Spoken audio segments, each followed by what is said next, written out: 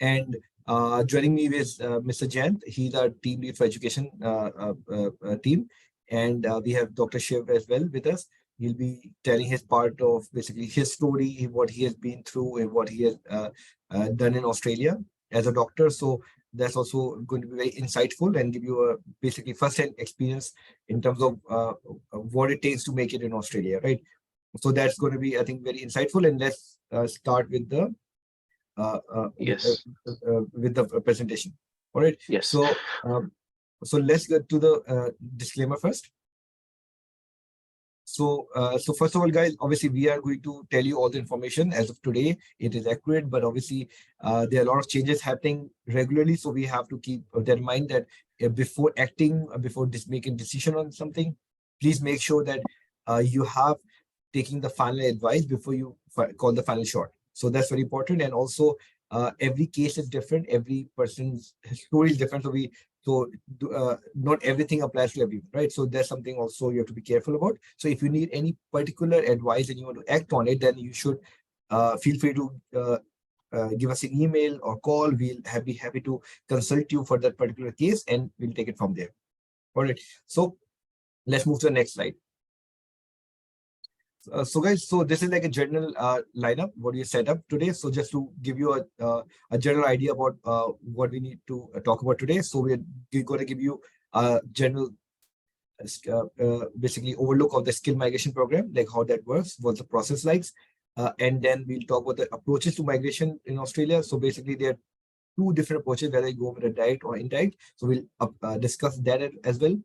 And then there's a lot of different occupations we can look into in Australia. So obviously that's something also we have to discuss, because the kind of basically the it's not as simple as just being a doctor or a GP in Australia. So there's a lot of different occupations. Even within dentistry, there are like 4 or 5 occupations, sub occupations within it. So we have to be very specific when we talk about which occupation we are talking about.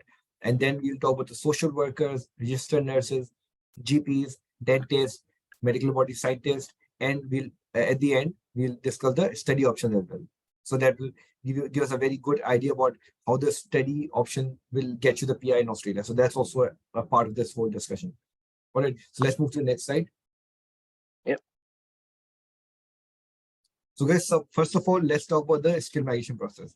Now, obviously, there are multiple pathways to come to Australia, but few of the main occupation pathways are employer sponsorship and general skill migration.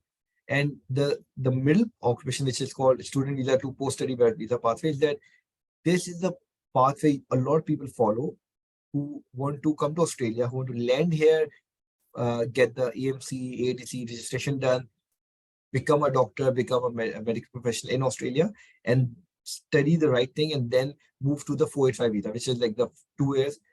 Basically, now it will move to 3 years. So basically, it's a 3 years full workers visa in which you get enough basically time to get the registration done, get the experience done, get the professional registration, all the things sorted out within the 485. So 485 is a big blessing, and we have to make sure that you utilize the 485 the right way. So that's also a pathway. So, and within employer sponsorship, we have a pathway called subclass 482, temporary skill shortage. Now, this option is available. It's only a temporary visa, so it's a TR. It's only for 2 years or 4 years, as per your employer's discretion, how much they give you actually. In terms of second option, which is 186 employer nomination scheme, you get a PR, which is for 5 years. And based on, and obviously it just says 5 years, but obviously you can convert it into citizenship. You can even change employers after that. So 186 is a PR basically. So even though it is through the sponsor, but it is essentially a PR. And the general skill migration is the most popular pathway a lot of people use. So there are 3 main visas: 189, 190, and 491. Now 189 is skill independent. In this visa, you're using your points to get the invitation. 190 is a state nomination, which is using the state to get the nomination. And 491 is the regional nomination, in which you're just going with the regional areas to basically get a nomination from the let's say less developed areas, such as, and sometimes it's not less developed, it's just a smaller city, like for example Adelaide is a regional area, so it's just a smaller city as compared to Sydney and Melbourne, so obviously it's considered a regional area. So that's an option as well. So let's move to the next slide. All right. So now there are two approaches. One is that you directly approach towards 189, 190 or the 499 visa. But the problem with that approach is a lot of times, especially with medical professions, there's no direct pathway because there's a lot of registration, licensing involved. So it's not going to be as straightforward to just you can be overseas and can just get the registration and apply for it. So it has to be very carefully thought out. So when you go in with the direct approach, you have to be careful of the fact that registration will take a lot of time, uh, and for most part of the registration, you have to be in Australia too, because you can do a lot of examinations overseas, but you have to be in Australia to get the final registration, then based on which you can get the PR. So that's also very important. So now the indirect approach is basically you come to Australia on a student visa, and then you get the skill migration pathway. Okay, so that's a more commonly used approach in which you come to Australia, you land in Australia, study, let's say, Master of Public Health or Master of Health Sciences, something like that, and then you build your way towards registration and onwards towards the PR pathway. So this is like generally a very common pathway we use as well. Okay, now, so let's move to the next slide, please. Yeah, so now obviously in Australia, you would have heard, obviously there's a lot of point system. So we have to look at the points, like what points can you get? So there's a lot of different point structures we can go with, but just to give you a breakdown of what kind of points you can claim, the points are like age, the level of study you've done, the Australian study, whether you have done the Australian study or not, and whether you're married or single or you have your skilled partner, right? So those things are there as well. And then there's point for English, whether you have superior English or competent English. If you have superior English, you get 20 points. With competent English, which is 7 each in IELTS, you can get 10 points.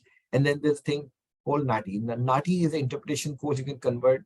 Basically, as long as you can translate from one language to another, you can get 5 points for it. So for example, if you are a Telugu speaker, you can just translate from Telugu to English and English back to Telugu, you get 5 points from it. And there are a lot of languages from the subcontinent, especially like Urdu, Hindi, Punjabi, Bengali, Kannada, Malayali, Tamil, Telugu, all these languages are there. So there are a lot of languages to choose from. Gujarati and Marathi are also there. So Nati is a very easy 5 point, but it's quite expensive. So that's why you're a bit careful about it, whether you want to do it or not. It's almost $815. Then you get points for experience as well. So whether you get 5 points, 10 points, or 15 points from experience depends on whether the accrediting body gives you the assessing body gives you the experience or not. So for example, if a nurse has worked for, let's say, in India for 5 years, he or she can get 10 points for that. But who will assess it? So there's a assessing body for it, let's say NMAC, whose job is to give you the license to migrate and also to assess your experience back home. Like, is that experience going to give you points or not? Right. So that's also we have to be careful about. Let's move to the next slide, please. So now, obviously, there are a lot of occupations within the health sector, like there are technically at least 30, 40 occupations, but these are some of the most popular ones I'm just putting there so that obviously you can just to give an idea like what kind of occupations are there. So you can go with a general practitioner like a normal GP, physiotherapist, registered nurses, 13 types of nurses, and there's enrolled nurse as well. People have done diploma of nursing, not a bachelor's or a master's, they can get enrolled nurse. It's also good occupation.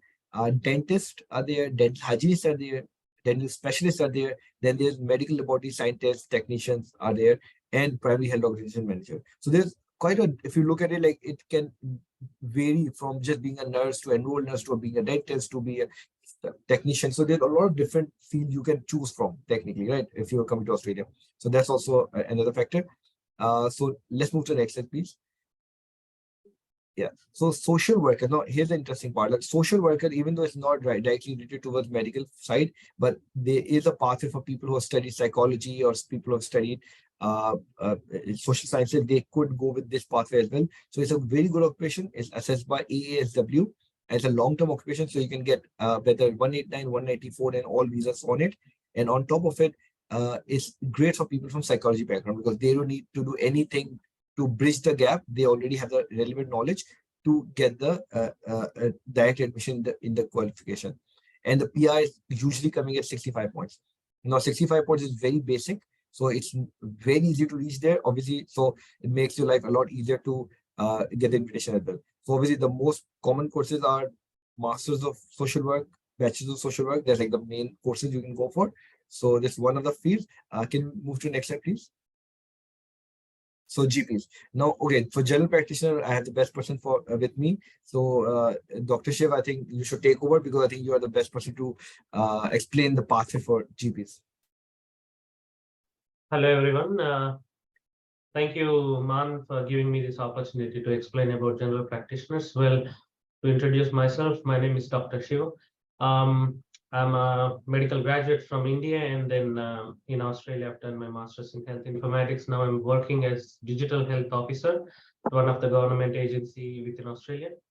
So when I speak about general practitioner is the highest cadre within the medical stream. So to become a general practitioner, you'll have to assess through Medical Board of Australia.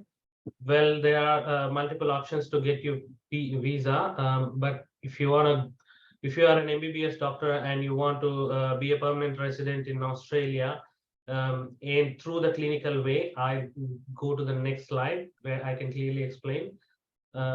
So the first and foremost thing is you'll have to apply for AMC standard pathway or primary source of verification. You'll have to create an EPIC account, and then you have to create another portfolio account where you spend a little bit of money, around $600, and assess your primary degree of MBBS from wherever you're getting, and then sit for AMC multiple choice question examination. So this can be done from any country.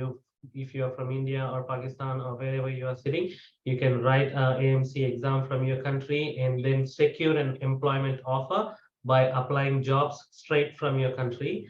Once you secure an employment offer, then you will be able to apply for any work visa following to it will lead you to get your permanent residency later on.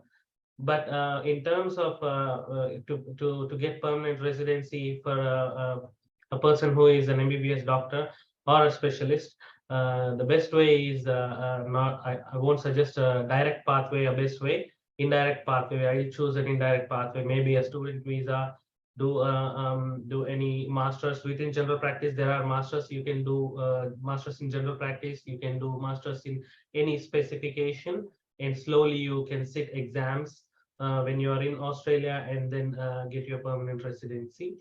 But if you want to go just with the clinical settings, then you can still write the exam from your country, and then you can get a visa to come to Australia and clear your clinical exam. That is step 2. Once you clear your clinical examination, you will be eligible to apply for RACGP. RACGP is a body, Royal Australian College of General Practitioners, where you apply for that college and then you study 3 years general practice course. So it's a very long process when you're taking a direct pathway to become a permanent resident as a GP. That is why I've chosen indirect way. To give you a little insights of how I've done is, once I've done my MBBS, I've applied for a student visa. I've done masters in health informatics. And then now how MARN explained about 485 visa. I'm in 485 visa. I have secured a job within the government, and I'm working within the healthcare sector. This is possible. Meanwhile, I'm attempting for my AMC exams. Once AMC exams is clear, then I can get back into clinical pathway. Thank you very much for giving me this opportunity to explain a little bit about the clinical exams in general practice. Well, I'll hand over to MARN now. Thank you so much. Thank you, Chef. Thank you so much. It means a lot. So let's move to the next slide. So for dentists, obviously there are 3-part process. So you just the first part is it's all about initial eligibility, whether you are even eligible to apply for it or not, whether the country of origin, whether the degree itself is relevant to the dentistry or not. So they'll check the basics and give you the assessment. Now, after that, obviously, second part is basically it's all about basically they're conducting an examination. So obviously, in this examination, they'll test your actual knowledge. This is where the knowledge part is there. It's all theoretical, but you have, so once you pass it, you have to pass the part 3 basically in the next in 3 years, because the logic is they want to make sure that your knowledge is irrelevant. So the thing of it, like part 2 being all about theoretical knowledge, and part 3 being all about if you are a let's say if you want to show the practical knowledge. So there's the main difference between part 2 and part 3, right? So let's and one more thing we have to be assured of, that part 1 and part 2 can be done from your country of origin as well. You don't need to be in Australia for that. But for part 3, you must be in Melbourne to be able to give that examination. So that's just one thing you should be aware of. Let's move to the next slide. Okay, so again, with dentists, there are 3 main occupations: dentist itself, a dental technician, and dental hygienist. And but unfortunately, all 3 are in the 491 only. So that means they don't give you the direct PR pathway, but they give you an indirect PR pathway, meaning you have to get the 491 first, and after working in a regional area for 3 years, you can convert it into PR. Yeah. So next slide, please. Yeah. So one interesting occupation is medical laboratory scientists, technicians. So basically, the assessing body is AIMS. Now, what they want is essentially accredited qualification. So they want you to study in Australia in, let's say, bachelor's or master's of uh, uh, uh, uh, basically laboratory science, technical stuff. So basically, what they want you to do is essentially have check the accredited list in their own website, and based on that, we have to check whether it's there or not. If the Australian qualification is there, that means accredited. That means the moment you complete, you'll get accredited license and you can start practicing right away. But for overseas, it's slightly more complicated, because with overseas degrees, even though we have got a lot of cases in which we got a positive assessment, but it's always subjective, because they always look at the country of origin. They always look at the university level. They always look at the course content, like what have you actually studied, so to give you the assessment or not, right? So that's also, overseas is possible, but it's very tough to get. That's the main idea. So let's move to the next slide. So yeah, so for registered nurse, obviously, in terms of the assessing body, we go with NMAC. Okay, now with NMAC, they're technically 2 parts to it. The first part is we get registered as a nurse, so we can start working as a nurse, registered nurse. That's why it's called RN. And once you got that, then you can apply for NMAC assessment. So AFRA and NMAC, there are 2 parts to it. The AFRA part is just to get you working. NMAC part is to get you to migrate. So that's the main difference between the 2. So with NMAC, the basic requirement is very basic. So you need to have a relevant qualification, and you need to have English 7 each, and they're very lenient about English. So you could even have English in 6 months period and combine the score to get the assessment done. And then obviously the pathway for the after registration is there are a couple of pathways you can follow, but usually they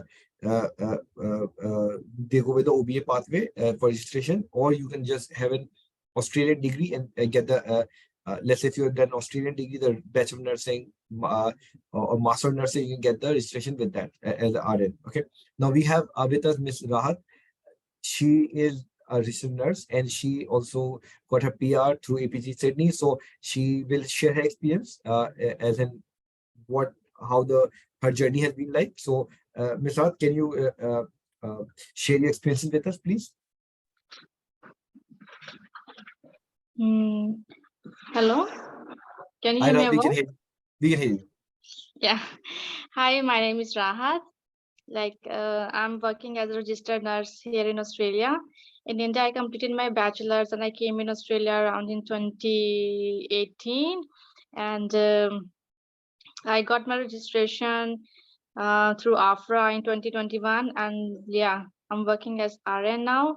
And it's a good opportunity to work as RN here, because we have so many other streams to work as RN here. It's not only the clinical one. So we have like in aged care, RNs can work. We have in medical centers, in as a travel nurse as well. Like so many other opportunities we have to work as RN in Australia, which I think we don't have in Pakistan and in India. And yeah, so it's a good journey with the Asia Pacific, which helps me a lot through my journey. Because I remember when I went to Asia Pacific and tell them that I'm a overseas RN and I wanted to get my registration here and wanted to get my PR as well.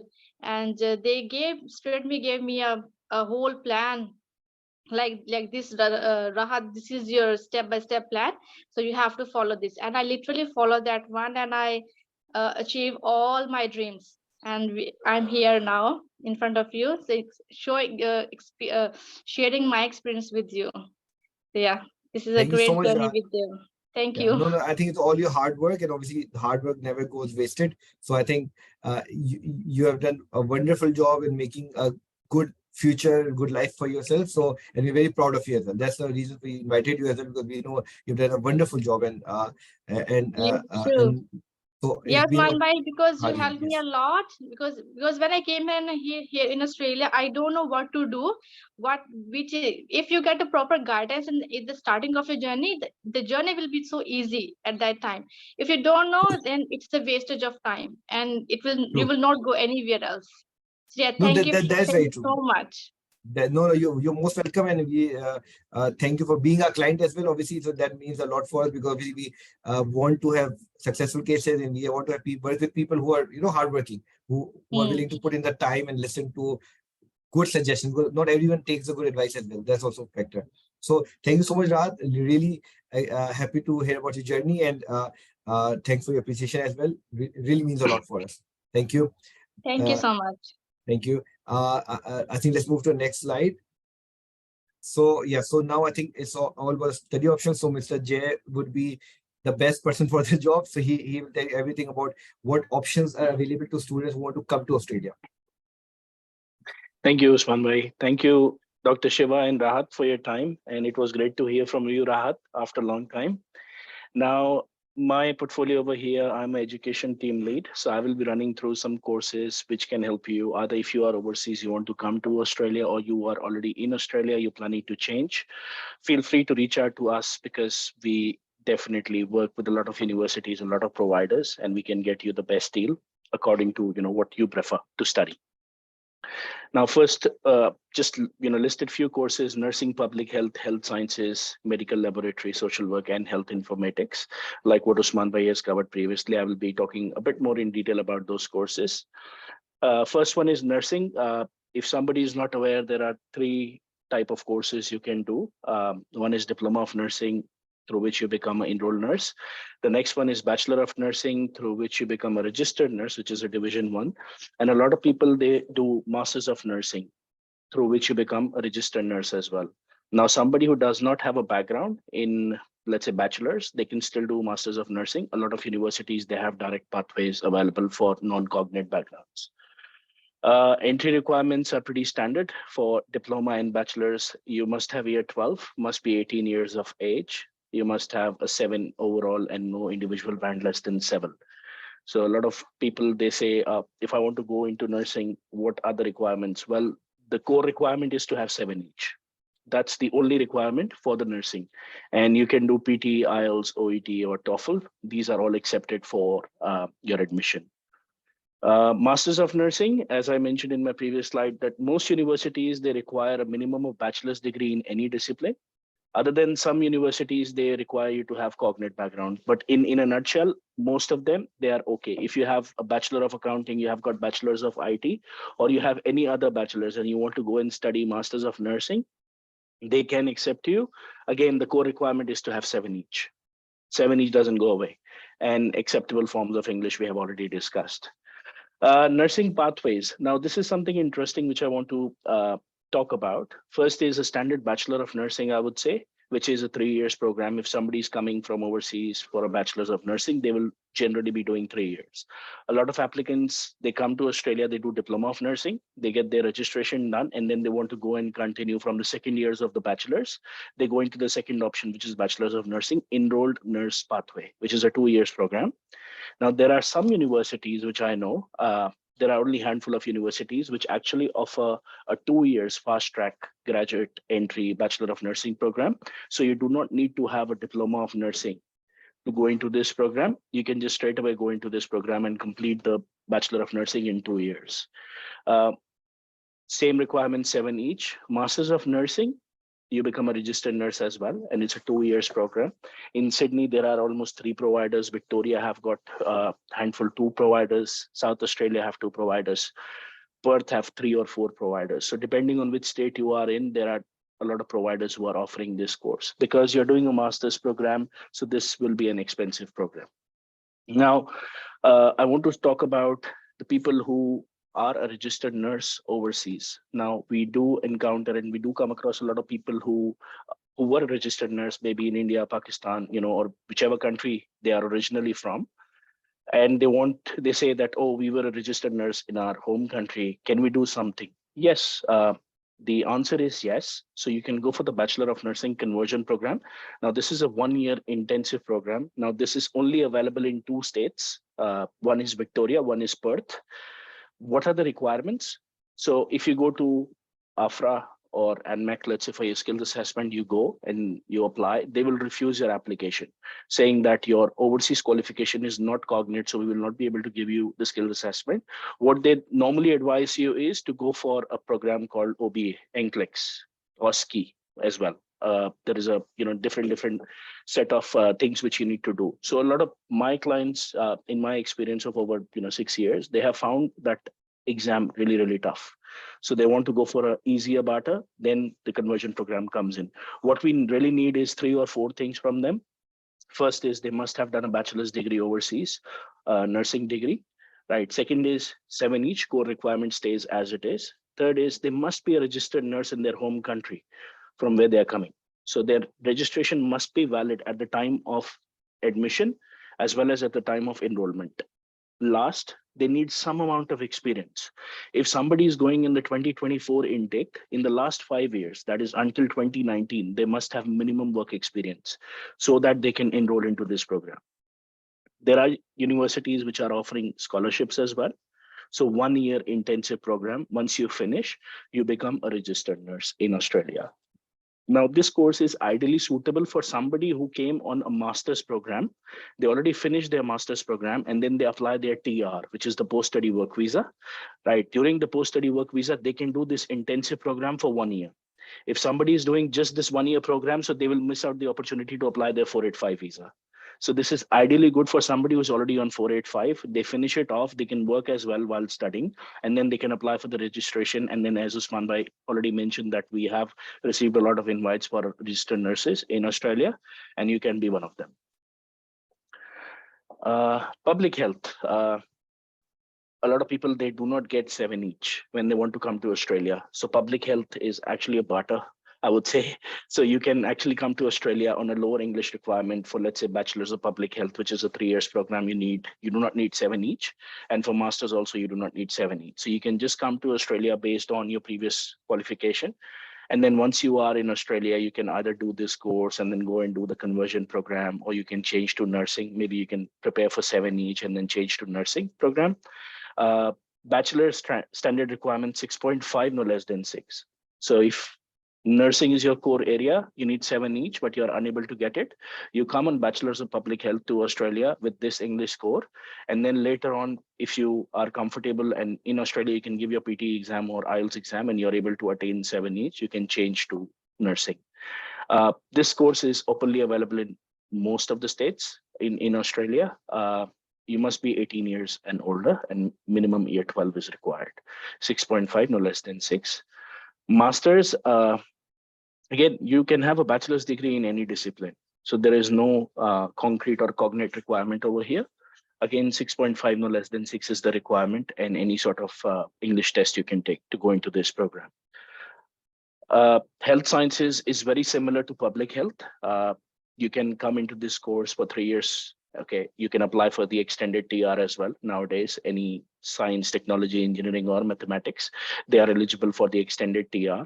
Bachelor of Health Science is 3 years, Masters of Health is 2 years. Basic requirements like public health, 6.5, no less than 5.5, and year 12. Masters, 6.5, no less than 6, and a minimum bachelor's degree is required. This course is also openly available in all the states. Now, depending where you want to go, what is your preference? We have providers who we work with in all the states.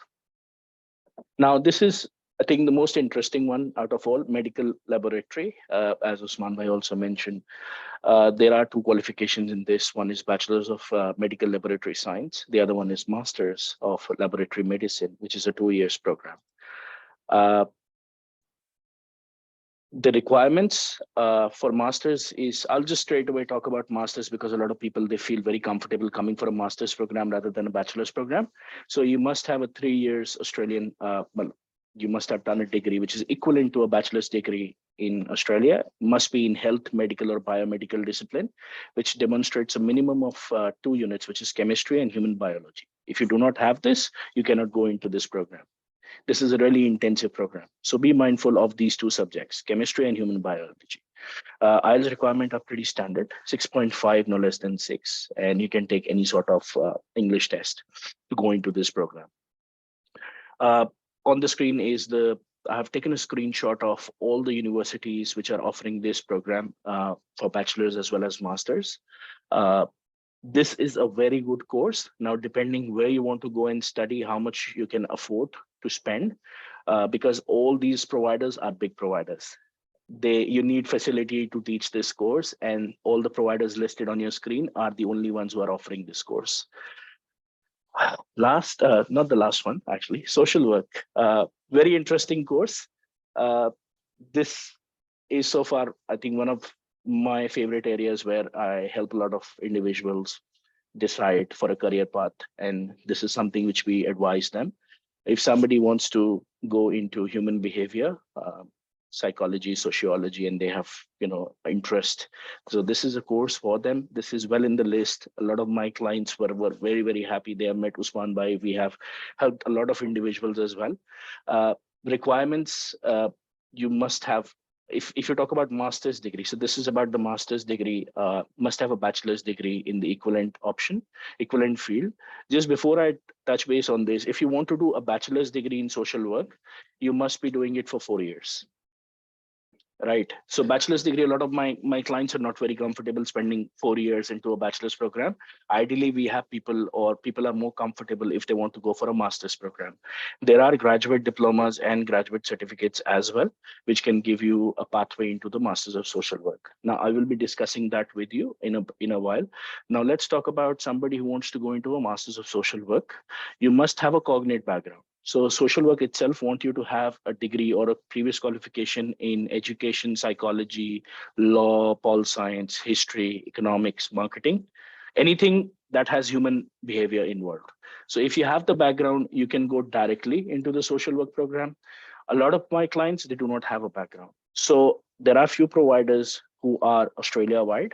They help individuals to go into a program through a bridging program because it's a qualifying program. So they go through a bridging program with social sciences or a grad cert or a grad dip in human behavior. On the screen, if you see bachelor's is 4 years, a lot of clients, so what they look at, a lot of universities is 8 units altogether. If you have done 8 units in your bachelor's, you go directly into the Masters of Social Work program. A lot of my clients, they have done 3 or 4, then they go for a grad cert. This is again subject to availability, depending which state you are in and which provider you're applying for. They will assess your application. So you can go for a grad cert for 6 months, which can take you to Masters of Social Work qualifying for 2 years. So altogether, the duration is 2.5 years. Now, I know a lot of accountants and IT people are also, struggling nowadays. So they come back and ask us whether they are eligible to go into this program. Yes, there are a handful of providers who will offer you a graduate diploma where you do not have those 8 units. This grad dip will serve as a base. You will study 8 units in 1 year, and this will allow you to go into a social work program, which will be for 2 years. So altogether, you'll be spending 3 years to study this program. To get the skill assessment, you need 7 each in IELTS. I'll just touch base. No PTE is accepted. AASW only recognizes IELTS academic as acceptable form of English. So be mindful if you are doing this course, IELTS is only accepted. Last and not the least, as Dr. Shiva also mentioned, health informatics. Masters of Health Informatics is what the course is. You can have a bachelor's degree, 6.5, no less than 6. And then we have discussed the various options through which you can apply in Australia. This is a good course as well. There are a lot of providers who are offering this course in Sydney as well as Victoria, Adelaide, depending where you want to go and study. But this is one of the, I would say the finest options for somebody who has got a health background, but they are not able to find a suitable pathway. They can undertake this course as Dr. Shiva, and you can have a certain pathway or very settled pathway in Australia. I think I'm done with my presentation. Usman bhai. I think I would request if Dr. Shiv, he can just guide people on the health informatics part, because I think that's very interesting, very different kind of occupation. It's not a straightforward medicine. It's very different, bit of IT, bit of health. So I think he's the best person to explain this.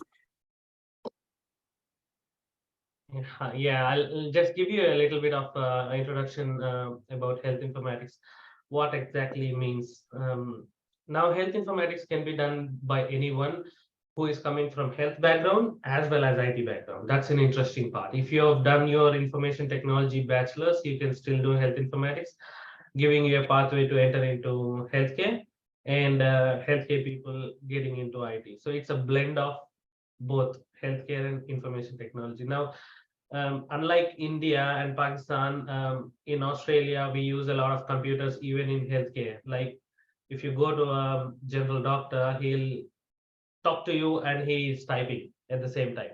So it's electronic medical records where he's recording everything. And if you go for a blood test, you generally get a receipt in India of the results, but here you get a results straight into inbox of doctor. So he sees in the system and let you know. So this is what health informatics is: the interoperability in between different businesses within the healthcare system is what health informatics deals with. There's digital health within like so many mobile applications where you can look at your results, where you can book your appointments with the doctors. All this comes under health informatics. It's really very interesting area of work, and you've got plenty of opportunities, plenty of jobs, plenty of very nice course. And definitely I would suggest someone who is doing MBBS to go ahead with health informatics. And before that, we've also listened to laboratory science. So laboratory science is not only the best one, but it also gives the doctors an opportunity to keep their practice live. For example, we've listened in the conversation, there is something called gap. So I'm an MBBS doctor. I've done MBBS and then I've done masters in health informatics. So there is a gap of 2 years in clinicals if I'm not working in clinical place. Well, I've worked in clinical place, but it's not easy to get a job in a hospital or in a medical center in Australia without having any license. In that case, if you're doing laboratory science, then you are fulfilling that gap. You're not in a gap. So you're still having that clinical experience while you're studying. So that's another best one for the doctors. And I'm seeing a couple of questions coming in here for me. So looks like first question is from Sneha. Hello, sir. I'm a medical Usman student. bhai, you are mute. Okay. Okay, sorry. Yeah, I was Yeah. saying that I think some of the answer, I think you can answer pretty well. I think Dr. Shiv, if you could just take, I think you can see the question. Yeah, I can see the question from Sneha. Hello, sir. I'm a medical student from Ukraine. Internship is not included in our 6 years of study. So for AMC exam, do we need internship? Yes, you need an internship. You'll have to finish with internship. Then you can sit for AMC exam. You need a complete full degree assessed to sit for AMC exam. That's answered. And then there was another question. I think Sranjana. Sir, one question, please. Yeah. Sir, you answered to Sneha's question, so I have a doubt regarding that. Yeah. She mentioned that she was a student of Ukraine and she completed her 6 years of study. So, but that doesn't include internship. So we have to do an internship from our home country, India. So if we haven't done an internship from our home country, can we apply for the AMC? No, until and unless you get your complete degree. Look, what complete degree means is a degree which is awarded by the university. If your university in Ukraine is awarding you a degree without an internship, you can still sit for exam, AMC. Yeah, we have a degree, we have a course completed, but coming back to India, we have to do an internship here. So she mentioned that she hasn't done that. So without that internship, can we apply for the exam and can we apply for the standard pathway? Yes, you can. Without Right, sir. internship, Thank if you have the complete degree, yes, you can apply for sitting AMC examination. That's it's just that you have to have a medical degree to be assessed. So when assessment happens, if your medical school is not raising any concern in regards with the internship, then the Australian Medical Council has no issues. Let's say Okay, when sir. assessment is happening and your university says we can't give assessment for this student because this student has not completed the internship back in their country, then that's a problem.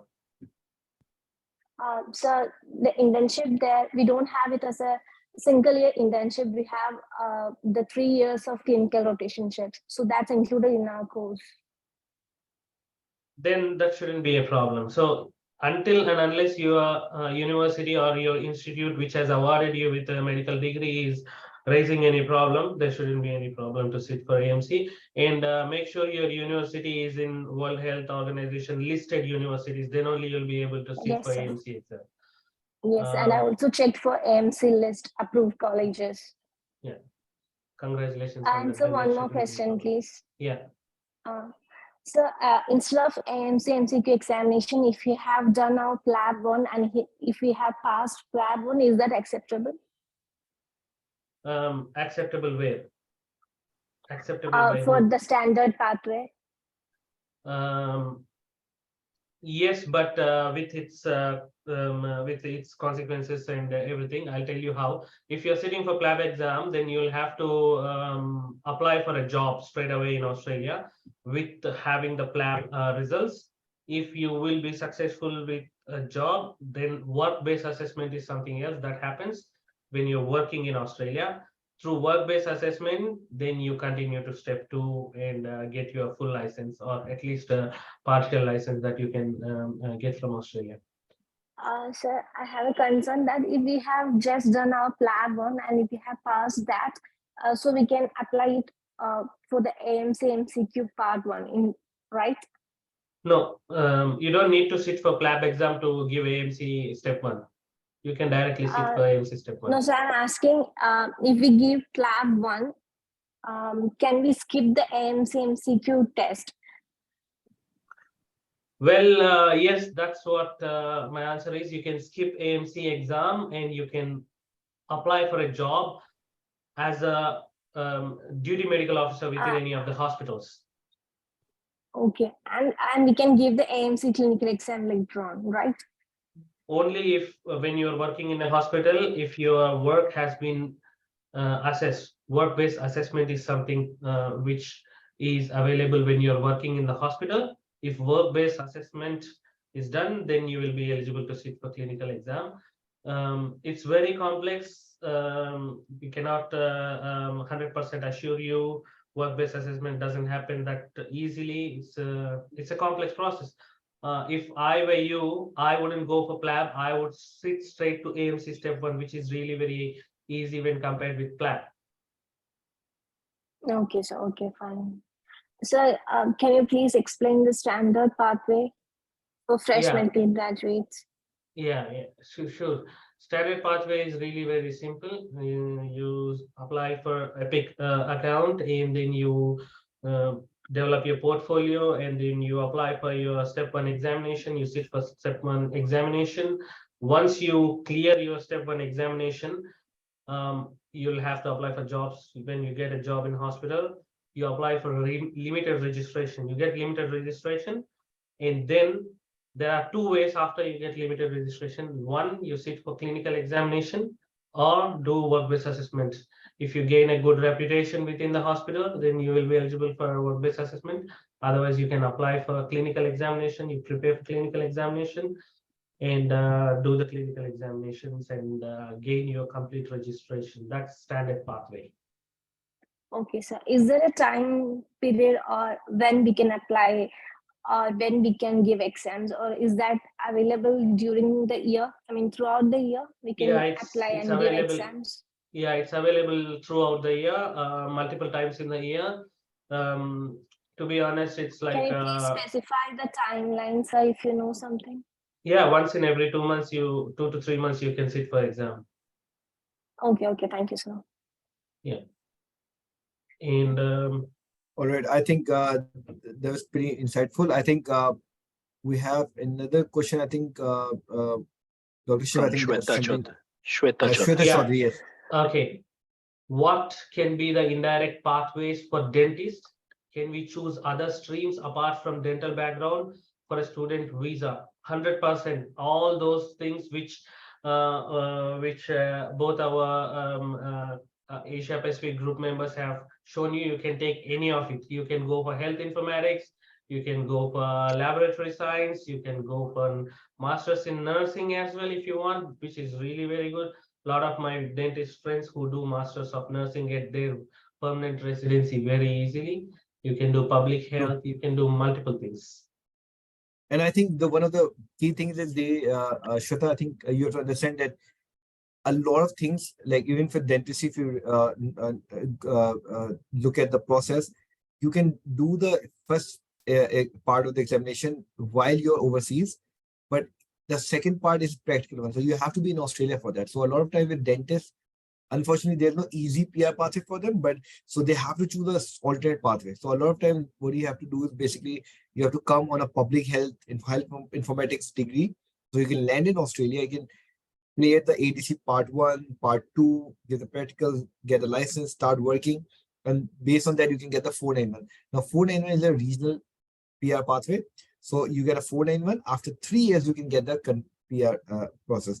Alternatively, if you're doing something like health informatics, that's also a quick way to get the PR. So you don't have to, you can directly go for the visa subclass 189, 190, and that will make your life a lot easier. So a lot of times it's just about landing in Australia, because the medical profession is very tightly regulated, especially in Australia. So they're very, very hard on licensing and basically putting you out there to work. So that's why it's very important that you have to understand, like, you can directly come for a public health degree, and while you're doing it, you can do the ADC. So it's that's the best way to do it. Yeah. So I think we'll just take one last question. I think we're running out of time. So I think the best thing would be, so Dr. Shiv, you can give your insights on Suranjana's question, Suranjana Gulati. She's asking, what if you are planning to do... Yes, Suranjana Gulati, what if you are planning to do an MD program? Yeah, so look, it's really very different from India. You're comparing Australian healthcare system with India. There's no such thing called MD. When I'm saying MD is Doctor of Medicine, I'm very clear about that. Doctor of Medicine, you can't do straight away once you're done with MBBS in how you do it in India. I'll make it very simple. In India, if you've done MBBS, you give a small exam or one exam, and you will go through eligibility of either MD or MS. But here, you will have to first clear 2 clinical exams, step 1 and step 2, then obtain your complete registration, and then sit for specialist examinations. Specialist examinations is RACGP for general medicine, MD general medicine, what they call in India. That is called RACGP in Australia. So that's exam 3. It's not straight exam 1 after MBBS, how it is in India. It's exam 1, 2, and exam 3, then you get into specialist. So MD, you can't straight away get into that. And PR from finishing as an MD graduate, I think you'll get PR before finishing MD graduate. Yeah. So basically, obviously, yeah. So that becomes very easy, because then you don't have to do the AMC examination and everything. You can directly go with or because you're an Australian graduate, so you can get registration with basic MBA, the Medical Board of Australia, directly. So that's much easier for you. Yeah, but obviously, the process is much longer, much more expensive. But registration process becomes easier. So that's one thing. Now, I think I'll just go with the last question. I think, Jayant, I think you can answer that the best way. Basically, Gursev Sandhu has asked, like, sir, what about sonography, ultrasonography course in Australia after MBBS? I assume this is more radiology and stuff like that. That's fantastic choice also, as far as I believe, because where I'm working, I have a general practitioner whose name is Dr. Badresh Patel. He's done his ultrasound, master's in ultrasound, which is very hard to find a provider, I believe. Okay.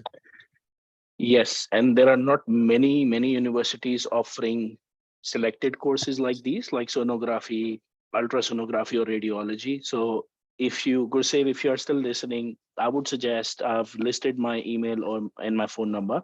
Just give me a Okay, call sir. whenever you're comfortable. I can discuss it with you depending on the preference, which state you are in. I can more or less discuss which university you can get in and what other requirements are there. Okay, sir. Actually, into I'm from can I? Actually, Yes, sir, go I'm ahead, from please go Ambala. ahead. Go ahead. Yes, please. I'm from Ambala, Haryana, and the Mohali, pure Mohali, is close to my area, Yes. industrial area sector. So, can I contact there if I have any Of regarding? course. So, Gursev, what we can do is we can ask our education counselor in our Mohali branch. They will discuss with you. Okay. If you could just email us. Just email us at nsw@asiapacificgroup.com. You can see the first email address here. Just email us your basic questions, and just put your resume or email, anything. We'll just get back to you on that. We'll link you to the team there. Easy. Okay. Very easy. Thank you so much. Thanks so much, Gursev. I would like to give one comment here, is that if you're doing ultrasound or sonography in Australia after MBBS, you are highly likely to keep that gap fulfilling of not having clinical experience. If you're doing public health or health informatics, you are building that gap. But if you're doing sonography or ultrasound, you are still in healthcare settings. That is going to be count. Yeah. So actually, the main purpose is to get PR, and so the PR is this health is better option, right, sir? Health Yes, it is. So, Gursev, we'll be honest with you. The main idea is obviously, if we put you in the right course, then sonography, or we put in radiography, or we put you into, let's say, health informatics, or we put you into anything, it will be the right way. So, because we are not just an education agency. We are education and migration agency. So, like, for example, when Mr. Jayant Chadha's work ends, my work starts as a migration agent. So we make sure you will get the complete solution. So don't worry, we will assist you with the total information, and it'll make it easy for you. Okay. Okay, sir. Okay. Thanks so much, Gursev. Thank you. So I think we'll just we're kind of at 4 p.m. So we have to close it now. So guys, thank you so much for joining us. And obviously you can email us at nsw@asiapacificgroup.com if you have further questions or any assistance is needed. And we will be able to assist you right away. Me, Mr. Jan, there. And I really want to thank Mr. Shivaram. Like, it was really good to have you. And obviously it gives a very good insight, because obviously we are migration agents, education agents. So our like insight would not be, like from insider point of view. So your insight was very valuable. Really appreciated for you to join us. Thank you so much. Thank you very much. Thank you, everyone, for joining. It was great to have you today. We will be running some more webinars. So do like and follow us on our social media page, Facebook. So we will be uploading a copy of this presentation as well over there. So in case you have concerns, you can go back and listen to the recording. And also you can follow us so that you can be aware of when the next webinars will be coming up. But thank you, Dr. Shiva. Thank you, Usman Bhai. And thank you, everyone, for joining today. I wish everybody a great weekend. Thank you so much. Thank you. Thank you, everyone. Bye.